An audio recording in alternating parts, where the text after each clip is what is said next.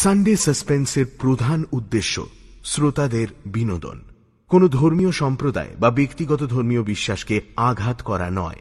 আমরা আশা করব সানডে সাসপেন্সের শ্রোতারা নিছক গল্প শোনার আনন্দেই এই গল্পটি গ্রহণ করবেন।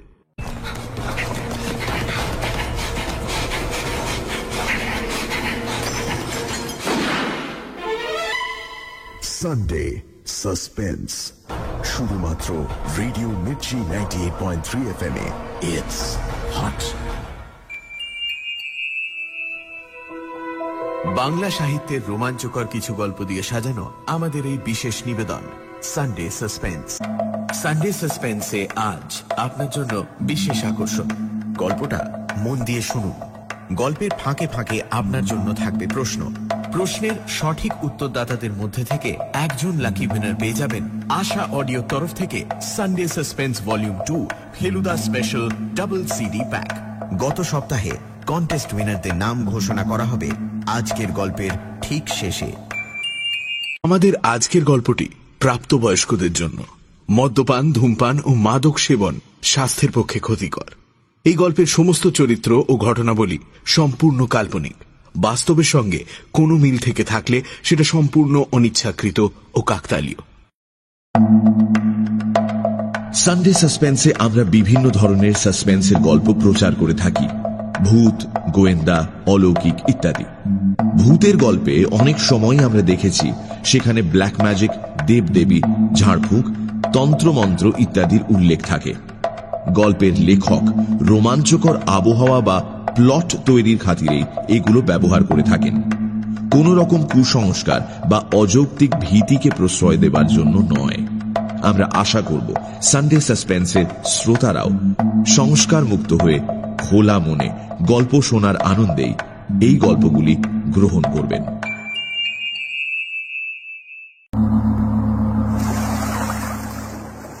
বুড়ো মাঝিটাকে তাড়া লাগানো বৃথা জেনেই অনিমেষ বহুক্ষণ চুপ করেছিল।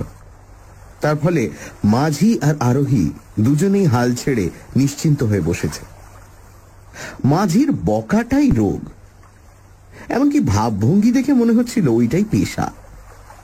ওর বউ কতদিন মরেছে, ছেলের বিয়ে দিয়ে কি ভুল করেছে, জামাই কেন মেয়েকে নেয় না, ছোট জামাইটা জুয়ারি, ছেলেটা নেশা করতে পেলে আর কিছু চায় না, খুব ছেলে বয়সে একবারও কলকাতা গিয়েছিল কিন্তু অত হট্টগোলে মাথা ঠিক থাকে না বলে পালিয়ে আসতে পথ পায়নি, আবার একবার যাবে মা কালীকে দর্শন করতে, ইত্যাদি ইত্যাদি তথ্য পরিবেশন করবার ফাঁকে ফাঁকে কেবলমাত্র দম নেবার প্রয়োজনে যখন থামে তখনই শুধু দাঁড় বাইবার কথা মনে পড়ে ওর।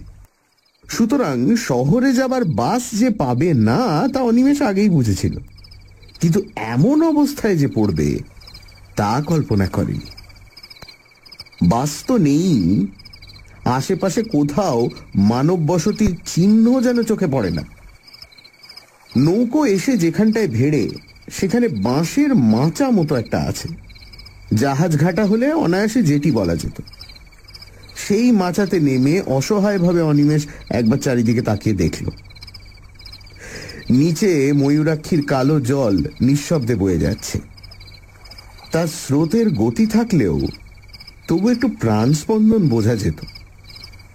এত মন্থর তার স্রোত, এত নিস্তরঙ্গ যে যেন মনে হচ্ছে সমস্ত জলটা যেন জমাট বেঁধে স্তব্ধ হয়ে গেছে।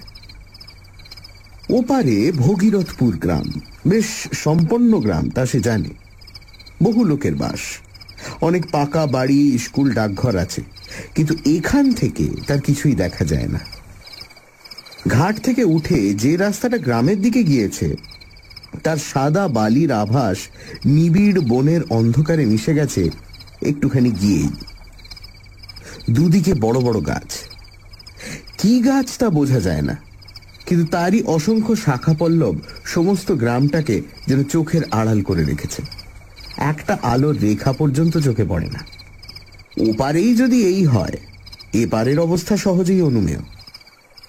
এপারে যেদিন সে এসেছিল সেদিন দিনের বেলাও কোনো গ্রাম ওর চোখে পড়েনি। বাসটা এসে একেবারে এই ঘাটের ধারে দাঁড়ায়, যাত্রীরা সবাই ভগীরথপুর চলে যায়। সেদিন অন্তত এমন কেউ ছিল না যে ওপারে কোথাও যাবে। আসার সময় দুদিকে আম গাছের ঘন বন কাটিয়ে এসেছিল, বেশ মনে আছে। হয়তো ছিল কোথাও ঘর বাড়ি, কিন্তু তা ওর চোখে পড়েনি। পারাপারের জন্য একটা খেয়া নৌকা আছে, চওড়া ভেলার মতো প্রকাণ্ড বস্তু, কিন্তু শেষ বাস চলে যাবার পর আর ওপার থেকে কেউ আসবার সম্ভাবনা নেই জেনে সেই ইজারাদারও বহুক্ষণ বাড়ি চলে গেছে নৌকোটা ওপারে বেঁধে রেখে। বাবু, ভাড়াটা? তাড়া লাগায় মাঝি। বিহ্বলতা কাটে, কিন্তু যেন আরো ব্যাকুল হয়ে ওঠে অনিমেষ। ভাড়াটা কি রে? এই অন্ধকারে রাত্রিতে আমি এখানে কোথায় থাকবো? তুই তো 1 ঘন্টার রাস্তা 7 ঘন্টা এনে আমাকে এই বিপদে ফেললি। এখন নিদেন ওপারে পৌঁছে দে, দেখি কোথাও একটু আশ্রয় পাই কিনা। এপারে এই জঙ্গলে শেষে কি বাঘের পেটে প্রাণ দেবো? চল ওপারে নিয়ে চল।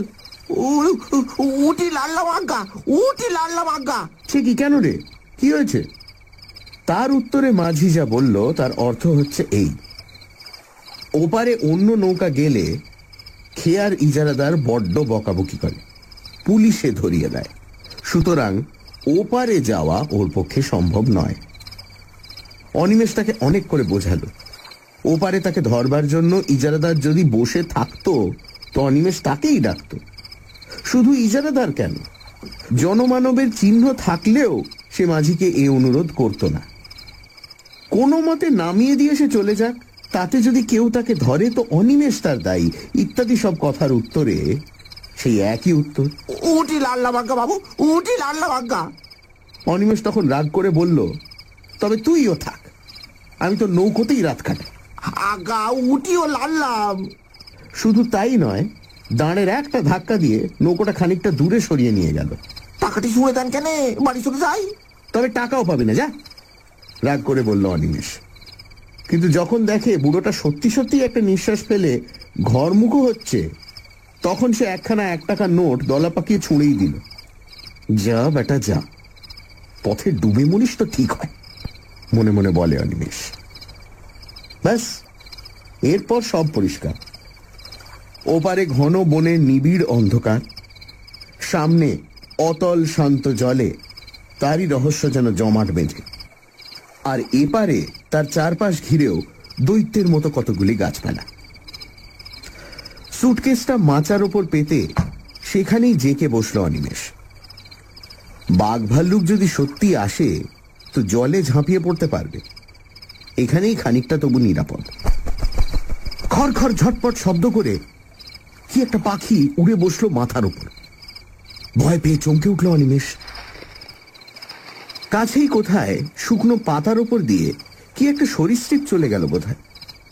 সামান্য শব্দ, তবু বেশ স্পষ্ট। জলের মধ্যে হঠাৎ একটা মাছ ডিগবাজি খায়, ওইটুকু আওয়াজ। কিন্তু অনিমেষের মনে হলো যেন বন্দুকের শব্দ উঠল কোথাও। বিশ্রী লাগছে। তারার আলোতে যতদূর দৃষ্টি চলে বহুক্ষণ ধরে ধরে হাত ঘড়িটা দেখল। মাত্র রাত 9টা। কলকাতায় সবে সন্ধে, কিন্তু এখানে মনে হচ্ছে নিশুতি রাত। এখনো দীর্ঘ সময় তাকে এখানে অপেক্ষা করতে হবে। কখন ভোর হবে, তারপর কখন ইজারাদারের ঘুম ভাঙবে, তবে সে একটু লোকালয়ের মুখ দেখতে পাবে। বাস একটা আসে এখানে সকাল 8টা নাগাদ। সন্ধেতে যেটা এসেছে সেটা কাছাকাছি কোনো গ্রামে থাকে। 7টা নাগাদ এখানে এসে দাঁড়ায়, অর্থাৎ প্রায় 12 ঘন্টা এখন। আচ্ছা, হাঁটলে কেমন হয়? পাশের রাস্তাটা ধরে হাঁটতে থাকলে কি আর গ্রাম একটা পাওয়া যাবে না কাছাকাছির মধ্যে? কিন্তু সেখানে যদি তাকে আশ্রয় দিতে কেউ না চায়, ডাকাত বলে মনে করে। তাছাড়া দুদিকে যা ঘন ঘন বন, যদি বাঘ আসে। মুর্শিদাবাদ জেলায় এসব অঞ্চলে প্রায়ই বাঘ বেরোয়। দরকার নেই বাবা, 10-11 ঘন্টা সময় এরকম করেই কেটে যাবে। ও মশাই, শুনছেন? বাস মিস করেছেন বুঝি? কোথাও আশ্রয় পাননি? অস্ফুট একটা শব্দ করে চমকে ওঠে অনিমেষ, বরং আঁতকে ওঠে বলাই ঠিক। কখন নিঃশব্দে কে পেছনে এসে দাঁড়িয়েছে ওই এইটুকুও তো টের পায়নি। সামান্য কুটো নড়ার শব্দের দিকেও তো সে কান পেতেছিল। কয়েক মুহূর্ত যেন ভয়ে আড়ষ্ট হয়ে থেকে ঘাড় ফেরাতেও সাহস হল না। কথাগুলো যে বলেছে সে একেবারে ওর পেছনেই এসে দাঁড়িয়েছে, অত্যন্ত দ্রুত, যেন একটা কথা শেষ হবার আগেই আর একটা কথা শুরু হয়েছে। এইভাবে পরপর 3টি প্রশ্ন করে আগন্তুকটিও চুপ করে দাঁড়িয়ে নিঃশ্বাস ফেলছে। অবশেষে প্রায় মরিয়া হয়েই অনিমেষ ফিরে তাকায়। রোগা কালো গোছের একটি মানুষ, খুব বেটে নয়, তাই বলে ঢ্যাঙাও বলা চলবে না। উস্কো খুস্কো একমাথা চুল ও ঘন দাড়ি গোপ। ঘন দাড়ি কিন্তু আবক্ষ বিস্তৃত নয়, মধ্যে মধ্যে কামানো বা ছাঁটা হয় এমন দাড়ি, খোঁচা খোঁচা। একখানা খাটো আধময়লা কাপড় পরনে, কোঁচার খুঁট গায়ে জড়ানো। মোটা ভুরুর আড়ালে কোটরগত চক্ষুর তীক্ষ্ণ দৃষ্টি নিঃশব্দে শুধুমাত্র চাউনির দ্বারাই যেন অনিমেষের সমস্ত ইতিহাস আয়ত্ত করবার চেষ্টা করছে। বলছিলাম যে আপনি বোধহয় কোথাও আশ্রয় পাচ্ছেন না, না? তাহলে বরং চলুন না হয় আমার কুটিরেই কোনো মতে রাতটা কাটিয়ে দেবেন। হায় রে, কপাল কুণ্ডলারা শুধু উপন্যাসেই দেখা যায়। যাকে নবকুমারের অদৃষ্টতা নয় তা তো বোঝাই যাচ্ছে। তাই বলে কি ওর চেয়ে ভদ্র চেহারার কেউ জুটতে নেই? এই লোকটাকে দেখেই যেন পাগল বলে মনে হয়। শেষ পর্যন্ত এর আশ্রয়ে গিয়ে কি আরো বিপদে পড়বে নাকি? কি বলেন, যাবেন নাকি? আপনি এখানে মানে আমতা আমতা করে অনিমেষ। আমার এখানেই একটা ঘর আছে, এই যে। লোকটা আঙুল দিয়ে দেখায়। সত্যি তো, এই তো, বলতে গেলে তার সামনেই পাড়ের উপর একখানা খড়ের ঘর। ও অঞ্চলে যেমন হয় তেমনি। আশ্চর্য, এতক্ষণ তার চোখে কি হয়েছিল? লোকটি বোধ হয় তার মনের ভাব বুঝেই হেসে বলল, ঘরে আলো ছিল না কিনা, তাই অন্ধকারে টের পাননি। আমিও বাড়ি ছিলুম না, নদীর ধার দিয়ে দিয়ে একটু বেড়াতে গিয়েছিলুম। অন্ধকারে একা একা বেড়াতে আমার বেশ লাগে। এখানে বাঘের ভয় নেই? আছে বই কি, তবে আমার অত ভয় নেই। মরবার ভয় করি না, করে লাভই বা কি বলুন? মরতে তো একদিন হবেই। না, লোকটাকে ঠিক পাগল বলে তো মনে হয় না। চলুন চলুন, ঘরে বসেই কথাবার্তা হবে ক্ষণ। চলুন বলে সুটকেসটা তুলে নেয় অনিমেষ। একখানা নয়, পাশাপাশি দুখানা ছোট ঘর, সামনে এক ফালি দাওয়া। ভেতর দিকে আরো কি আছে তাও নজরে পড়ল না। দাওয়া বেশ ঝকঝকে করে নিকানো, পরিচ্ছন্ন। লোকটি আগে আগে পথ দেখিয়ে নিয়ে গিয়ে ওকে দাওয়াতেই দাঁড় করিয়ে রেখে দোর খুলে ভেতরে ঢুকল। তালা চাবির বালাই নেই, দোর শুধু ভেজানোই ছিল। ঠেলা দিতেই নিঃশব্দে খুলে গেল। ভেতরে ঢুকে আশ্চর্য রকম ক্ষিপ্রতার সঙ্গে একটা আলো জেলে লোকটি বলল, আসুন আসুন, ভেতরে আসুন। সানডে সাসপেন্স, শুধুমাত্র radio Mirchi 98.3 FM A. It's hot. গল্পের পরবর্তী অংশ ব্রেকের পর। সানডে সাসপেন্সে আজ গজেন্দ্র কুমার মিত্রর লেখা এক রাত্রির অতিথি। অনিমেষ নৌকো করে একটা জায়গায় এসে পৌঁছেছে, ওপারে ভগীরথপুর গ্রাম। কিন্তু জায়গাটি একেবারেই নির্জন। ঘাটের ধারে বাস এসে দাঁড়ায়, কিন্তু সেদিন শেষ বাসও চলে গেছে। মাঝি কোন রকমে অনিমেষকে নামিয়ে দিয়ে চলে গেল। অন্ধকার রাতে অনিমেষ একেবারেই একা। এমন সময় একটি লোক এসে অনিমেষকে আশ্রয় দিতে চাইল। লোকটি বলল তার মৃত্যু ভয় বা বাঘের ভয় কোনোটাই নেই। লোকটি অনিমেষকে তার বাড়ি নিয়ে এলো। তারপর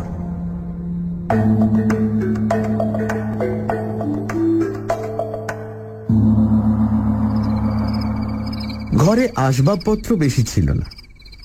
একটা তক্তপোষের ওপর একটা মাদুর বিছানো, শয্যা বলতে এই, একটা বালিশ পর্যন্ত নেই। এক পাশে একটি দড়ি টাঙানো, তাতে খান 2 কাপড়।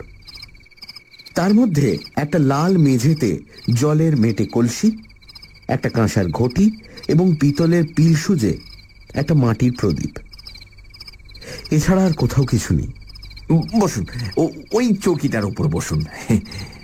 তারপর খানিকটা নিঃশব্দে দাঁড়িয়ে নিজের 2 হাত ঘষে কেন এক রকমের বিচিত্র হাসি হেসে বলল, ভালো বিছানা আমার নেই, ওই সুটকেসটা মাথায় দিয়েই শুতে হবে। আর খাবারও তো কিছু দিতে পারবো না, ঘরে আমার কিছুই নেই।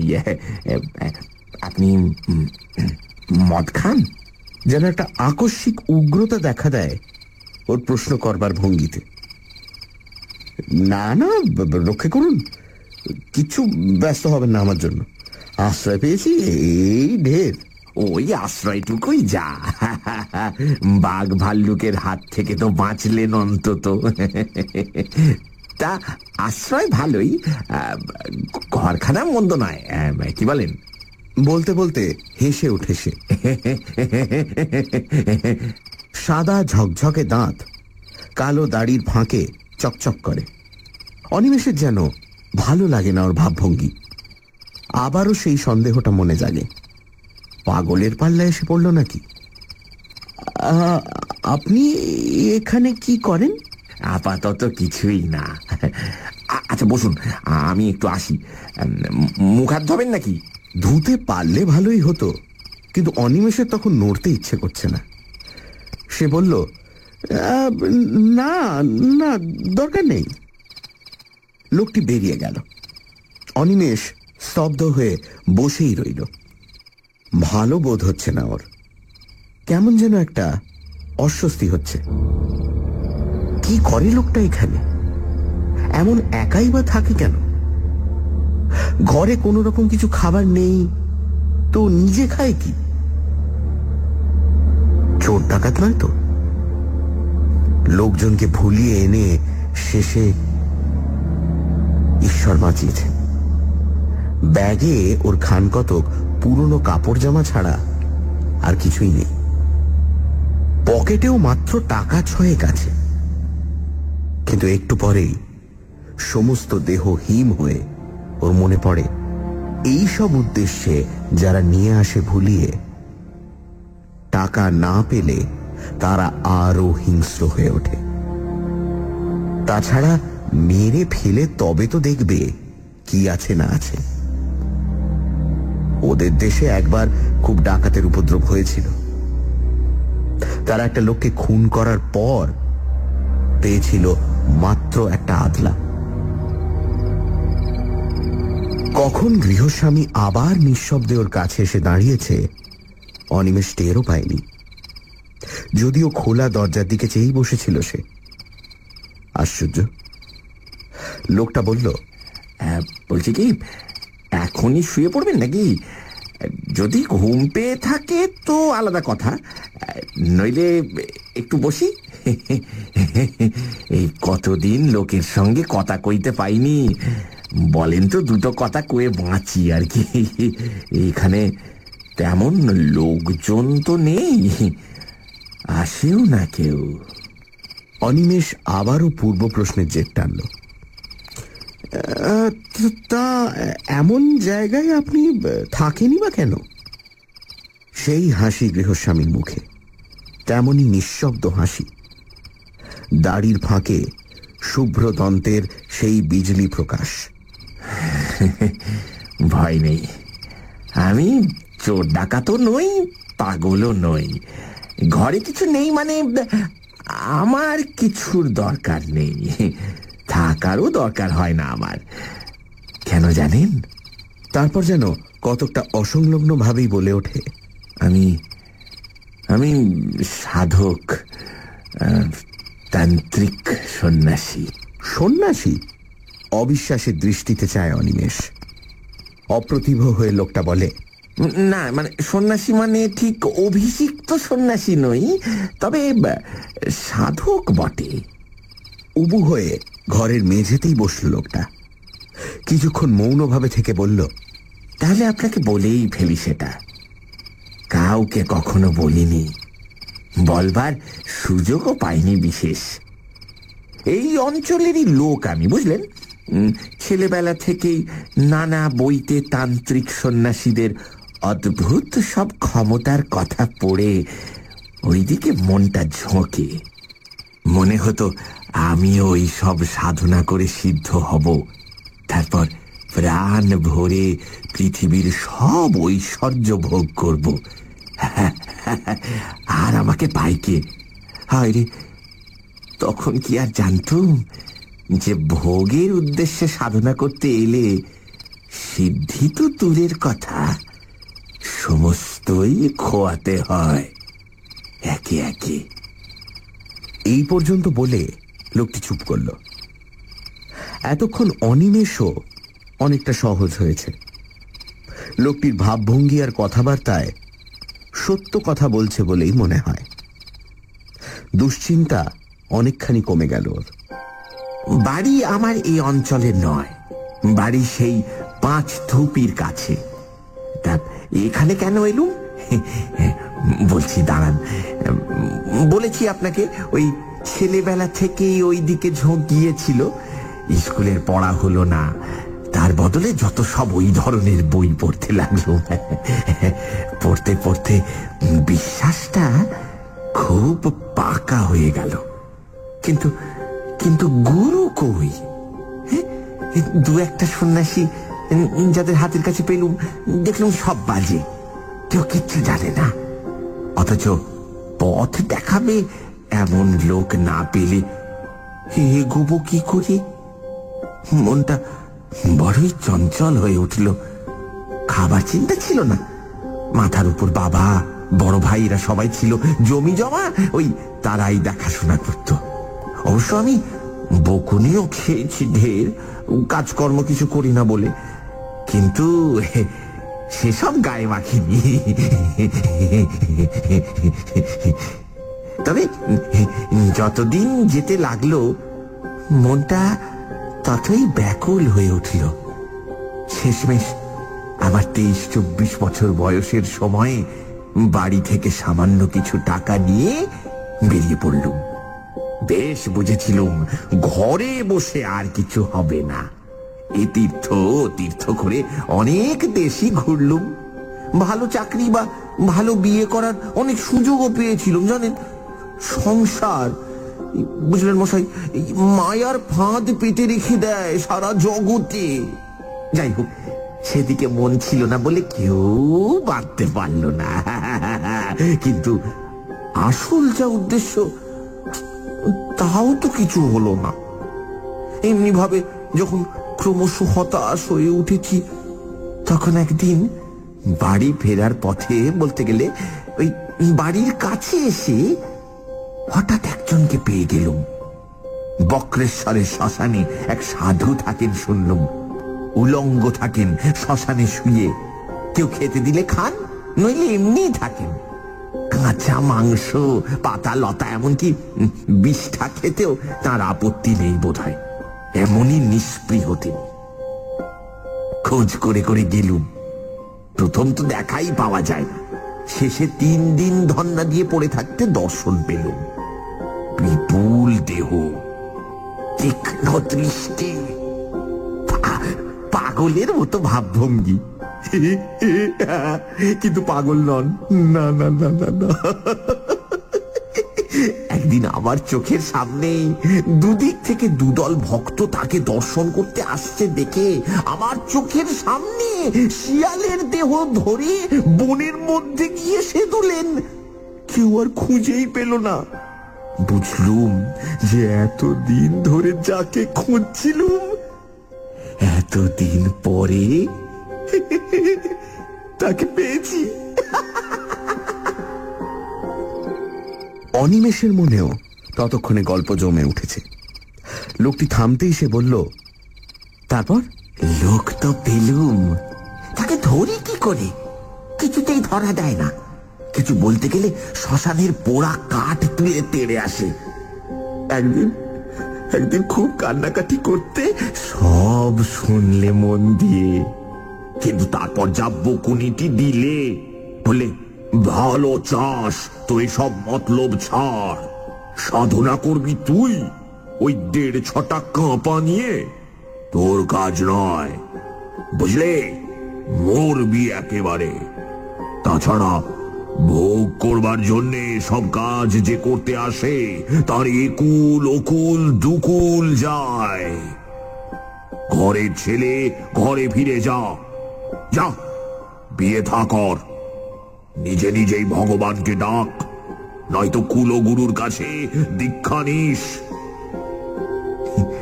অনেক কাকুতি মিনতি করলাম, বাবার আর দয়া হলো না। আমি কিন্তু মশাই হাল ছাড়লুম না। আমার তখন জেদ চেপে গেছে কিনা, ওইখানেই পড়ে রইলুম, বলতে গেলে না খেয়ে দে, আর গোপনে ওর দিকে নজর রাখলাম, যদি আসল প্রক্রিয়ার কিছু হদিশ পাই। বুঝলেন না, এতদিন কি আর বৃথাই এ লাইনে ঘুরেছি। আসল মানুষ না পাই, ওদের ভেতরের কথা কিছু কিছু জেনেছি বই কি। তারপর হলো কি মশাই, আরো 2-1 সাধক আর ভৈরবী ওখানে এলো বাবার সঙ্গে দেখা করতে, গোপনে এলো, কিন্তু আমি তো ওইখানেই পড়ে থাকি, আমাকে এড়াবে কি করে। পর পর কদিন ওদের চক্র বসলো, আমি তাও দেখলুম। মনে হলো যে আর কি, সব তো শিখে গেছি। ওখান থেকে রওনা হয়ে আর বাড়ি ফিরলুম না। নির্জন স্থান, অথচ শ্মশান, লোকালয় কাছে, এইরকম খুঁজতে খুঁজতে এসে পড়লুম। পথে নলহাটিতে একজন তান্ত্রিকের কাছে দীক্ষাও নিয়ে নিলুম। ও মশাই, এলুম তো এখানে, কিন্তু সাধনা আর হয় না। প্রথম দিন থেকে বিঘ্ন, উপকরণ জোটে তো দিন পাই না, দিন পাই তো উপকরণ নেই। শেষে অনেক কৌশল করিয়ে, অনেক নিচে নেমে যদি বা সব জোগাড় করলুম, এই মঙ্গলবার অমাবস্যার রাত পেয়ে যেমন আসন করে বসেছি, কি বিঘ্ন, কি বিঘ্ন! উফ, ধ্যানে মন দেব কি, কিছুতে মনই স্থির করতে পারি না। এখন এটা বাসের রাস্তা হয়ে শ্মশান এখান থেকে সরে গেছে, আগে এখানটাতেই শ্মশান ছিল।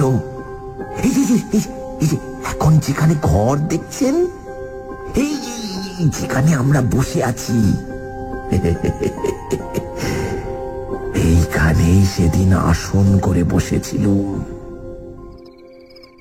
নিজের অজ্ঞাতেই অনিমেষ যেন একটু সরে বসে, তারপর বলে, আচ্ছা, বিঘ্ন কি রকমের? ভয় পেলেন? শুনেছি তো এরকম সাধনায় বসলে প্রথম প্রথম নানা রকমের ভয় দেখায়, কিন্তু সেটা শুধুই পরীক্ষা করার জন্য। আপনিও তো সেরকম শুনেছিলেন নিশ্চয়, তবে ভয় পেলেন কেন? হাসলো লোকটা আবারও। কাউকে ছেলে মানুষই করতে দেখলে বিজ্ঞ মানুষেরা যেমন হাসে, কতকটা তেমনই হাসি। বলল, জানে তো সবাই, কিন্তু শোনা এক জিনিস আর অভিজ্ঞতাটা আর এক। তেমন অভিজ্ঞতা হলে বুঝতেন। শুনবেন? হ্যাঁ, শুনবেন কেমন? মরার বুকের উপর বসেছি আসন করে, মরার খুলিতে করে মদ খাচ্ছি, মনে ভয় ডর কিচ্ছু নেই, এই বিশ্বাস হয়ে গিয়েছিল। কিন্তু সেই লোকেরই বুকের মধ্যে হেম হয়ে গেল সে সব শুনে। না না, তেমন ভয়ানক কিছু নয়। প্রথম শুরু হলো ফিস ফিস কথার শব্দ, খিলখিল হাসি, চাপা হাসি, ক্রমে সেইটাই বাড়তে লাগলো। মনে হলো 10 জন, 20 জন, 100 জন, হাজার হাজার হাজার। আপনার চারপাশে যদি লক্ষ লক্ষ লোকের ফিস ফিস কথারই শব্দ হতে থাকে তো কেমন হয়? আর তার সঙ্গে চাপা এক ধরনের খিলখিল হাসি।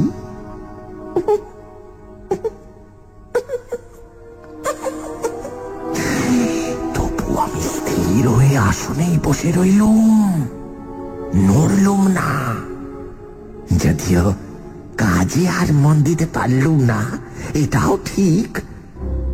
তারপর মশাই স্পষ্ট দেখতে লাগলুম, শ্মশানের মাটি ফুঁড়ে ফুঁড়ে যেন মড়াগুলো উঠছে। কত কাল থেকে মরেছে সব, কত হাজার হাজার বছর ধরে। এক একজনের বিভৎস চেহারা, রোগে যন্ত্রণায় বিকৃত মুখ। কেউ বা খুন হয়েছিল, কেউ বা ঠ্যাঙাড়ের হাতে প্রাণ দিয়েছে, কেউ বা গলায় দড়ির মরা।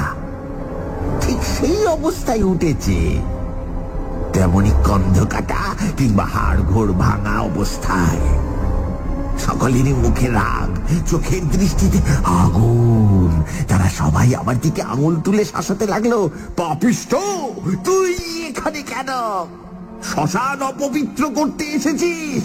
চলে যা, দূর হয়ে যা। জানিস না এখানে আমরা পাহারা দিচ্ছি? মনে পাপ নিয়ে তুই এসেছিস শ্মশান জাগাতে? চলে যা, চলে যা। তার মধ্যে একজনের আবার শুধু কঙ্কাল। বোধহয় তাকে পুঁতে রেখেছিল কোথাও মেরে, তারপর তাকে তুলে পোড়াতে হয়েছে। সেটাই সবচেয়ে কাছাকাছি এলো। মুখে সেই এক শব্দ, দূর হ, দূর হ। ভয় পেলুম খুব, তবু এও জানি একবার ভয় পেলেই গেল। চিরকালের মতো প্রাণপণে চেঁচিয়ে উঠলুম, যাব না, যাব না, উঠব না আমি। ব্যাস, আর যাই কথা। সেই কঙ্কালটা আরো এগিয়ে এসে তার সেই অস্থিময় আঙুল কটা দিয়ে আবার গলাটা চেপে ধরল।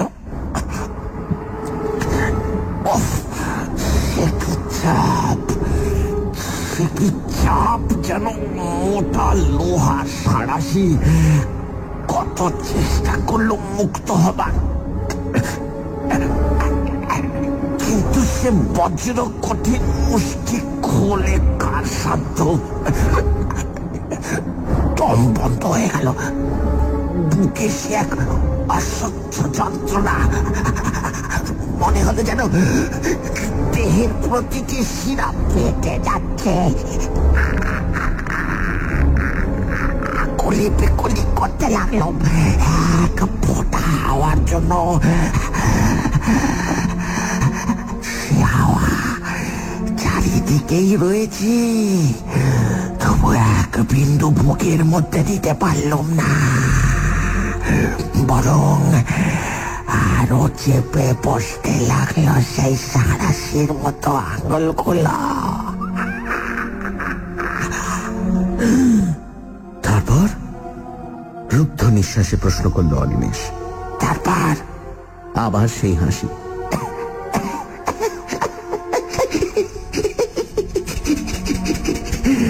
তারপর আর কি? মুক্তি। সেই থেকে ঘুরে বেড়াচ্ছি এখানেই। কাজ নেই, কামাইও নেই, জায়গাটার মায়া ছাড়তে পারি না। সবচেয়ে কষ্ট হয় কথা কইবার লোক নেই বলেই। কিন্তু কথা কইতে গিয়েও একটা অজ্ঞাত আতঙ্কে অনিমেষের যেন গলা কেঁপে যায়। আপনি মুক্তি পেলেন কি করে? তা আমিও জানি না। এক সময় দেখলুম যে আমি দাঁড়িয়ে রয়েছি আমারই ভূতপূর্ব আশ্রয়, অর্থাৎ কিনা দেহটার পাশে।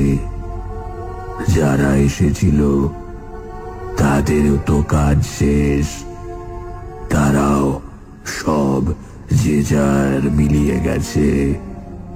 এক কথায় সব কিছুর শান্তি।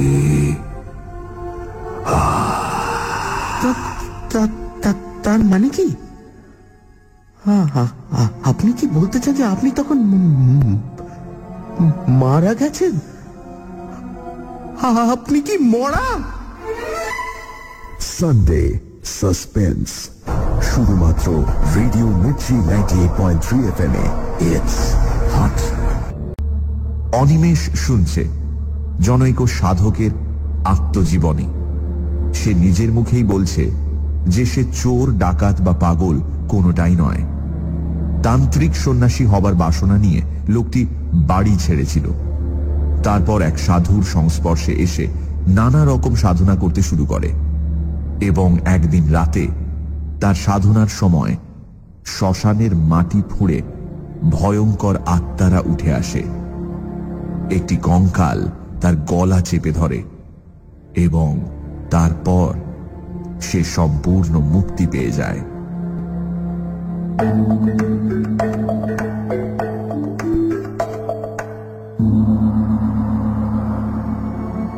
প্রশ্নের শেষ অংশটা আকস্মিক আর্তনাদের মতো চিৎকারে পরিসমাপ্ত হয়। কিন্তু প্রশ্ন সে করছে কাকে? কেউ তো নেই, শুধু সে একা বসে আছে ঘরে। বাকি জিনিসগুলো ঠিক আছে, পিদিমটা তেমনই জ্বলছে, শুধু উবু হয়ে বসে যে লোকটা কথা বলছিল সে আর নেই। কোথা দিয়ে গেল লোকটা? কখন উঠে গেল তার চোখের সামনে দিয়ে? বারবার এই ব্যাকুল প্রশ্ন ওর মনে উঠতে লাগলো, কিন্তু উত্তর দেবে কে? খানিক পরে আসল প্রশ্নটা আবার প্রবল হয়ে উঠল। তাহলে কি লোকটা যা বলে গেল তাই সত্যি? ও লোকটা মানুষ নয়, অশরীরী, বিদেহী আত্মা। খাবার কিছু লাগে না ওর, বলেছিল বটে। মরবার ভয় নেই। গায়ে কাঁটা দিয়ে ওঠে অনিমেষের। কিন্তু সে শিক্ষিত ছেলে, বিজ্ঞান পড়া ছেলে।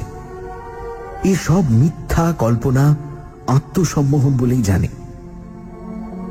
সে বিশ্বাস করবে না এই কথা যে বিংশ শতাব্দীর মধ্যভাগে বসে সে ভূত দেখেছে। আচ্ছা, পেছনে ছায়া পড়েছিল কি ওর? মনে করবার চেষ্টা করে অনিমেষ। সত্যি কি না লোকটা তার সঙ্গে তামাশা করেছে? আগে যা ভেবেছিল তাই? ডাকাত বা ঠ্যাঙাড়ে জাতীয়, ভয় দেখিয়ে গেল, এরপর কাজ হাসিল করা সোজা হবে ভেবে? মনকে প্রবোধ দেয় সে, এইটে হওয়াই সম্ভব। ভূত হলে আলোয় থাকবে কি করে? বদমাইশ আরো বেশি ভয় দেখাবার জন্য ম্যাজিকওয়ালাদের মতো চোখে নিমেষে সরে গেছে। দৌড়টা বন্ধ করে দেবে নাকি? দেওয়াই উচিত। পালাবে? কোথায় যাবে এই অন্ধকারে? আরো তো ওদের কবলে গিয়েই পড়তে হবে। সে দেখতে পাবে না ওদের, ওরা দেখবে। তার চেয়ে দৌড় বন্ধ করে বসে থাকা মন্দ নয়। যা হবার হবে। আলো তো থাকবে এখানে, লোকগুলোকে চোখে দেখা যাবে। অনিমেষ অতি কষ্টে উঠে দাঁড়ালো। হাতে পায়ে যেন জোর নেই। কোনো মতে উঠে গিয়ে সন্তর্পণে দৌড়টা বন্ধ করে দিল।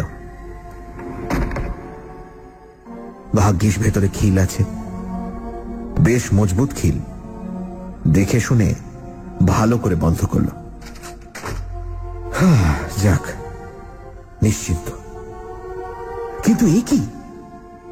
হঠাৎ আলো নিভে গেল যে। মুহূর্তের মধ্যে কোন রকম নোটিশ না দিয়েই ঘরটা তার চারপাশ নিশ্ছিদ্র অন্ধকারে ভরে গেল। তেল ছিল না, কিন্তু তাহলে তো একটু একটু করে ম্লান হয়ে আসবে। তবে ভয়ে ওর গাটা হিম হয়ে গেল। তবে কি ঘরের মধ্যে কেউ ছিল? এখন ফু দিয়ে নিভিয়ে দিল। সেই লোকটাই কি? হয়তো তক্তপোষের নিচে ঢুকে গিয়েছিল তখন। সেখানেই লুকিয়েছিল, তাই সে ওর চলে যাওয়াটা লক্ষ্য করেনি। নিশ্চয়ই তাই। কি সর্বনাশ! এই যে হিতে বিপরীত হলো। ওদের হাত থেকে বাঁচতে গিয়ে একেবারে ওদের মুঠোরই মধ্যে এসে পড়ল। পকেটের দেশটাই পর্যন্ত নেই, যতদূর মনে পড়ে ব্যাগও নেই। ব্যাগটাই বা কোথায়? চৌকিটা যে ঠিক কোন দিকে তাও তোর মনে পড়ছে না। উফ, কি বদমাইশ লোকটা! ক্রুদ্ধ স্বরে, হয়তো বা একটু ভীত কণ্ঠেই অনিমেষ বলে উঠল, কে কে ওখানে? আলো জ্বালো বলছি শিগগির, নইলে নইলে ভালো হবে না। দেখিয়ে দেবো মজা। কি হলো, জ্বালালে না? নিস্তব্ধ চারিদিক। কোথাও একটা জনপ্রাণী আছে বলে মনে পড়ে না। রহস্যময় সুগভীর স্তব্ধতা। ঘরে কি জানলা ছিল? তাও তো মনে পড়ছে না। চাই জানলা খুলে দিলে তবু একটু তারার আলো আসে। অনেকক্ষণ চুপ করে দাঁড়িয়ে থেকেও জানলা কোন দিকে মনে পড়ল না। আচ্ছা, একটু এগিয়ে গেলেই তো দেওয়াল, হাতড়ে দেখতে দোষ কি? পরক্ষণেই মনে পড়ল, আরে আচ্ছা বোকা তো সে, দৌড়টাই তো রয়েছে, খুলে বেরিয়ে পড়লেই তো হয়। ঘরের অন্ধকারের চেয়ে বরং বাইরের অন্ধকার ভালো, তারার আলো আছে। কিন্তু ব্যাগটা থাকে, প্রান্ত বাঁচুক। যেদিকে দৌড় দিয়েছেই মাত্র সেদিকেই হাত বাড়ালো। কই সে দরজা? অথচ ও তো সবে দরজা বন্ধ করে এপাশ ফিরেছে আর আলো নিভেছে। তবে কি ও দিক ভুল করেছে? এদিকে দরজা ছিল না। আন্দাজে আন্দাজে এগিয়ে যায় সে। এইটুকু তো ঘর, দেওয়াল পেলে দেওয়াল হাতড়ে হাতড়ে ঘুরলেই দরজা পাবে। তবু ভয় হচ্ছে ও লোকটা না এই সুযোগে পেছন থেকে মেরে বসে। কিন্তু উপায়ই বা কি? এদের কবলে যখন এসে পড়েছেই। মরিয়া হয়েই এগোয় অনিমেষ। এক পা করে যতটা সম্ভব নিঃশব্দে এগোয়। 1 2 3 4 5 6 7 8। এই যে 20 পা হয়ে গেল। ঘরটা যতদূর আন্দাজ হয় 10-12 ফুটের বেশি হবে না লম্বায়। নিহাতি ছোট্ট ঘর, অথচ 20 পা মানে অন্তত 15 ফুট। আরো 2 পা, আরো 10, আরো 20। এ কি, সে মাঠে চলেছে নাকি? কিরকম হলো? 40 পা চলার মতো ঘর তো নয়। কোনাকুনি হাঁটছে, তাতেই বা এত দূর হবে কেমন করে? তবু আরো কয়েক পা যায় সে। হয়তো চলতে চলতে তখন গতি বেঁকে গিয়েছে। সোজা হয়ে হাঁটে আরো খানিকটা। না, তবু দেওয়াল নেই। রহস্যময় অন্ধকার, অনন্ত শূন্যতা। বাইরের মুক্ত শূন্যতা নয়, 4 দেওয়ালের চাপা, তবু তা অনন্ত। এইবার কপালে ঘাম দেখা দেয় অনিমেষের। এতক্ষণ ডাকাতের ভয় যা হয়নি, এবার তাই হল। পা দুটো কাঁপতে লাগলো থরথর করে, একেবারে যেন ভেঙে এলো। অসহায় ভাবে সেইখানেই বসে পড়ল সে। এ তার কি হলো? কি চক্রান্তে জড়িয়ে পড়ল সে? তবে কি সে লোকটা অশরীরী? সত্যি সত্যি সেই কি তাহলে কোনো প্রেত জনির মায়াতে এসে পড়েছে। বিহ্বল হয়ে ভাবে অনিমেষ কি করবে, কিন্তু কোনো পথ দেখতে পায় না। ওই যে কারা আসছে না? হ্যাঁ, ওই তো কত লোকের পায়ের আওয়াজ, অন্তত 8-10 জনের কম নয়, কিংবা আরো বেশি। এই বাড়ির কাছেই আসছে। ওই তো দাওয়াই উঠল। ও মশাই শুনছেন? ও মশাই!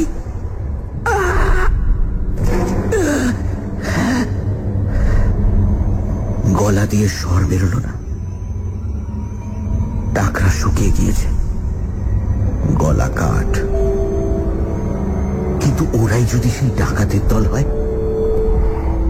তা হোক, তবু তো তারা মানুষ। ভরসা হলো একটু অনিমেষে। তাহলে অন্তত এটা প্রেতের মায়া নয়। আহ, বাঁচা গেল। হ্যাঁ, ডাকাতি নইলে ওরা অমন ফিস ফিস করে কথা কইবে কেন? বহু লোক যেন পরস্পরের সঙ্গে ফিস ফিস করে কথা কইছে। আরো লোক বাড়ছে, আরো বহু পায়ের শব্দ, অসংখ্য অগণিত ফিস ফিস করে কথা বলার আওয়াজ। দেখি ওরা কি ঘরে ঢুকছে নাকি? কেমন করে ঢুকলো? ওর যে চারিদিকে শব্দগুলো এগিয়ে আসছে, ওর চারপাশে খুব কাছে খিলখিল করে চাপা হাসির শব্দ। অনেকে হাসছে, তবু শব্দটা খুব জোর নয়। মাথা থেকে পা পর্যন্ত বরফ নেমে যায় যেন দেহের মধ্যে। হাত পায়ে আর কোনো সাড় থাকে না। আতঙ্ক যে এমন জিনিস, তা আগে অনিমেষ কখনো কল্পনাও করেনি। মস্তিষ্ক শুদ্ধ যেন নিষ্ক্রিয় হয়ে আসছে। চিৎকার করবে, চিৎকার করবে, সাধ্য নেই। পালাবে, পথ কই? কিন্তু কিছু তো একটা করা উচিত। লোকগুলো যেন কি ঘিরে ধরেছে। তাদের নিঃশ্বাস, দূষিত তীব্র উষ্ণ নিঃশ্বাস ও সর্বাঙ্গে। মনে পড়ে গেল লোকটার বর্ণনা। সেও তো এমনই ফিস ফিস শব্দ শুনেছিল, এমনই হাসি। তারপর সেই মৃতের পুনরুত্থান, সেই কঙ্কালের অভিযান। তার অদৃষ্টে কি তাই হবে? সে তো কোনো দোষ করেনি। সে তো সাধনা করতে আসেনি সবের বুকের উপর চড়ে। হঠাৎ কে যেন হা হা হা হা করে হেসে উঠল তারই আশেপাশে কোথাও। তীক্ষ্ণ চড়া গলার সে হাসি। মনে হলো যেন তার পাশে অন্ধকারকে বিদীর্ণ করে ছড়িয়ে পড়তে চাইছে, আবার চারিদিকে দেওয়ালে ধাক্কা খেয়ে ফিরে আসছে তারই চারিদিকে। বহুক্ষণ ধরে যেন এই হাসির শব্দ ধ্বনিত আর প্রতিধ্বনিত হতে লাগলো তাকে ঘিরে। বিশ্রী তীক্ষ্ণ একটা উপহাসের হাসি। সে হাসির জাল যেন তাকে চারিদিক থেকে ঘিরে ধরেছে, আর নিস্তার নেই। প্রাণপণ চেষ্টায় মরিয়ার মতো চিৎকার করে উঠল একবার অনিমেষ, হে ভগবান, এ কি করলে? সত্যি তো, ভগবানের কথা তো তার মনে ছিল না। তাকে তো সে ডাকেনি। হে ভগবান, হে হরি বাঁচাও, হে রামচন্দ্র। আর কিছু মনে এলো না তার। গায়ত্রী মনে আছে কি? হ্যাঁ আছে। বইতেটা কোথায়? সুগভীর ক্লান্তি আর অসহতন্দ্রায় চৈতন্য শিথিল হয়ে আসে তার। ঘুম যখন ভাঙল অনিমেষের, তখন সকাল হয়নি, কিন্তু ফর্সা হয়েছে একটু। খানিকটা সময় লাগলো তার সবটা মনে করতে। তারপর ধর্মড়িয়ে উঠে বসে ভালো করে চেয়ে দেখল যে সে বাস দাঁড়াবাড়ি ফাঁকা জায়গাটার মধ্যে ঘুমিয়ে পড়েছে কখন। সুটকেসটা খানিকটা দূরে একটা গাছতলায় পড়ে আছে। আরে সে ঘরটা কোথায় গেল? যত দূর দৃষ্টি যায় কোথাও কোনো ঘরের চিহ্ন মাত্র তো নেই। সে কি বাস থেকে নেমে সেখানেই ঘুমিয়ে পড়েছিল? তাই হবে হয়তো সবটাই ওর স্বপ্ন। সে উঠে নদীতে গেল মুখ হাত ধুতে।